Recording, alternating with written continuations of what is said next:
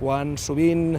ets a l'estranger i la gent, us deu haver passat, et pregunten d'on vens i dius que vens de Barcelona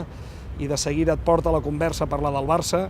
Sempre hi ha una pregunta que almenys a mi sempre m'ha sobtat, que és quan arriba el moment que et pregunten que això del Barça, això tan gran, això tantíssima notorietat, pregunten de qui és. I davant de la resposta, que només pot ser una, que és que el Barça és, en aquests moments, a dia d'avui, de 181.000 persones, estem davant del fet real que, insisteixo, creiem, defineix l'essència del Futbol Club Barcelona. El Barça és més que un club, el Barça està perfectament inserit i neix de la comunitat en la que viu, però això tampoc és un fet únic. Hi ha moltíssims exemples a nivell de tot el món on comunitats senceres s'identifiquen amb algun club i amb alguna institució que els representa. El Barça, evidentment, també. Però allà, torno a dir, vull remarcar que ens fa diferents, és el fet de que la propietat és de cada un dels socis del Futbol Club Barcelona. Tinguent això present i tinguent-ho clar, que malauradament he de dir que les darreres presidències del Barça,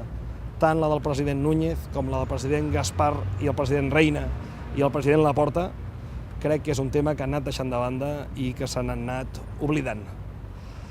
Si el president del Barça té clar que no és el soci número 1, sinó més aviat és el soci número 181.000,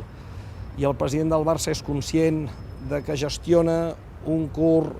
període de temps d'aquesta història nostra centenària, aquest novembre farem 110 anys, i que ostenta l'altíssima responsabilitat de representar no només els 181.000 socis, sinó un cúmul fet a cop de tantíssimes generacions, de tanta vivència, de tanta càrrega emocional, amb una transcendència tan gran com té el Barça en el país, a Catalunya. Dic que si el president del Barça és conscient d'això, quin nivell